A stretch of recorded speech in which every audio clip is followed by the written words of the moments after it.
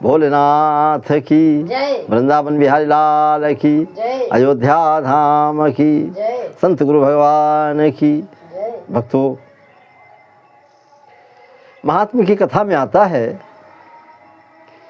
एक समय की बात है, एक उत्तम नगर था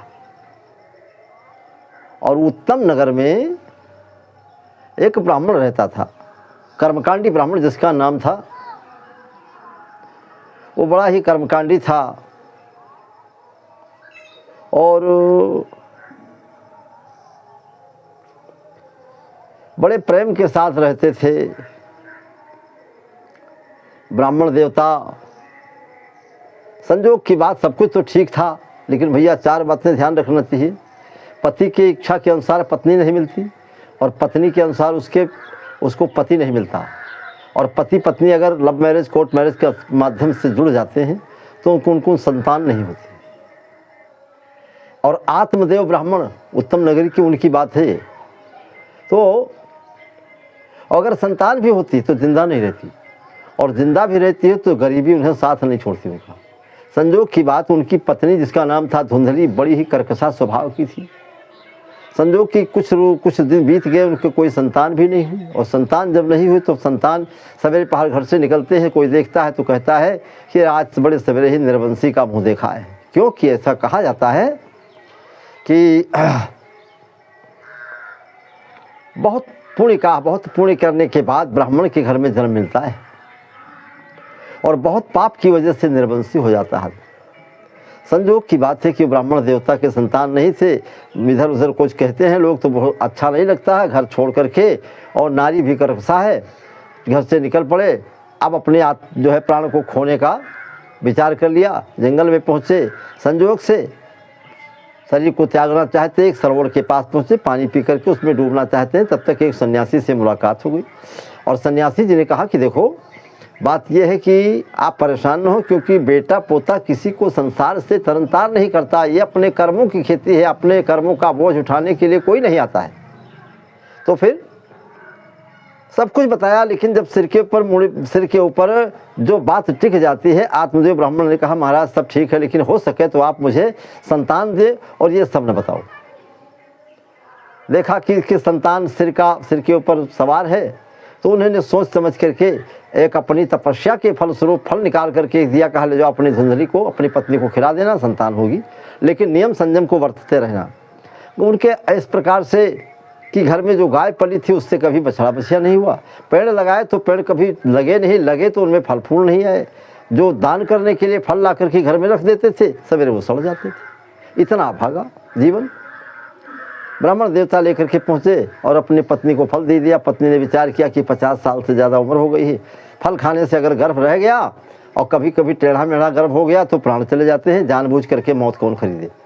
उसी गांव में उसकी बहन थी, बहन को बुला करके कहा देखो एक काम करना, हम अपना नाटक बनाएंगे कि हम गर्भवती हैं और कुछ पैसे हमसे लेना, अपनी होने वाली संतान दे देना। दोनों बहनों की राय एक में मिल गई और ब्राह्मण देवता तो बड़े सीधे साधे थे। वो ब्राह्मणी जो है वो अपना नाटक बनाती रही और अंत में एक दिन वो आया कि जब घर से सूचना आई कि महाराज घर में पुत्र पैदा हुआ है। ब्राह्मणों को बुलाया, ब्राह्मणों को बुला करके कहा महाराज द्वारे पर यज्ञ होता है, पूजा पाठ होता है, बड़ी प्रसन्नता है। और ब्राह्मणी ने उस फल को उठा करके गौ माता को खिला दिया था। कुछ ही समय के बाद उनसे भी पुत्र पैदा हुआ, लेकिन गौ माता की गर्भ से पैदा होने के कारण उसके गौ जैसे कान थे, नामकरण किया गया। नामकरण में गौ के पुत्र का नाम गोकर्ण रखा गया और जो घर में पुत्र आया था उसका नाम धुंधकारी रखा गया। धुंधकारी पूजा पाठ में मन नहीं लगाता है, गोकर्ण तो सुबह से शाम तक संध्या बंदन करते हैं, पूजा करते हैं। धीरे धीरे वो समय आया कि बिगड़ता। भैया सबसे बड़ी सोचने की बात है, जो एकलौता बेटा जिसके होता है, अगर वो उसे संभाल नहीं सका तो उसके बिगड़ने के बड़े चांस होते हैं। जहाँ एकलौता बेटा होते हैं कम लोग संभाल पाते हैं। अब वो शराब पीने लगा, वेश्याओं का साथ करने लगा, जुआ खेलने लगा। 12 बजे रात को आता है, 2 बजे रात को आता है। आत्मदेव बहुत परेशान हुए, कहा कि बेटा तू ब्राह्मण का बेटा है, तू क्या करता है? 12 बजे रात को शराब पान करता है और आता है। धुंधकारी ने कहा पिताजी अब तुम्हारी बुद्धि सठिया गई, मैं जो करता हूँ अच्छा करता हूँ। होते करते हुआ ये कि वेश्याओं की संगत में आकर के वेश्याओं के हाथों से वो बिना मौत मारा गया और मरने के बाद प्रेत हो जाता है। और वह उसकी माता जो थी, जो है पिता बेटे के दुख से दुखी होकर के उसने अपने कुएं में गिरकर प्राण दे दिए। एक दिन महाराज गोकर्ण जी ने कहा, पिताजी आप बहुत दुखी लगते हैं, क्या बात है? पिताजी कहते थे गोकर्ण भी तो दुखी लगते हैं। तो कहा भैया क्या करें, घर में रहें तो कैसे रहें? धुंधकारी ने घर को नरक बना दिया और बाहर चले जाएं तो इतना बड़ा वैराग्य नहीं। तो गोकर्ण ने कहा कि पिताजी जंगल में जाकर के बाल रखा कर रहने से, त्याग करने से कोई भक्त थोड़ा हो जाता है। अरे बाल रखाने जंगल में भालू बंदर तमाम बाल वाले होते हैं, कोई भक्त होते? अगर मन से त्याग नहीं है तो जंगल में रहने से कोई फर्क नहीं होता है। बड़ी बढ़िया बढ़िया बातें महाराज जो गोकर्ण ने संवाद बताया ब्राह्मण देवता के पुत्र ये आत्मदेव को, सुन करके आत्मदेव ब्राह्मण जंगल चले गए और वहीं अपना जीवन व्यतीत करके समाप्त कर दिया। और धुंधकारी प्रेत हो जाता है। प्रेत होने के बाद और जब देखा चारों तरफ से तमाम बातें आती हैं धुंधकारी संबंधी, तो अपना भी दंड कमल उठाया, मृगचम उठा, तीर्थ चले गए। तीर्थ में जाकर के तमाम लोगों को वहाँ जो है पिंडदान किया। तो तीर्थों में वहाँ से एक दिन वापस होकर के आए तो अपने जहाँ जन्मभूमि थी तहाँ बैठ के रात में वो जो वैश्याओं के द्वारा मार डाला गया था धुंधकारी प्रेत बन करके पहुँच गया। अपना हाल कहना चाहता, भैया प्रेत बड़ा खतरनाक होता है। प्रेत का मुंह सुई में जो डोरा डालने की जगह होती है, इतना बड़ा मुंह होता है, खा कुछ नहीं सकता हवा के सिवा, लेकिन परेशान कर सकता है।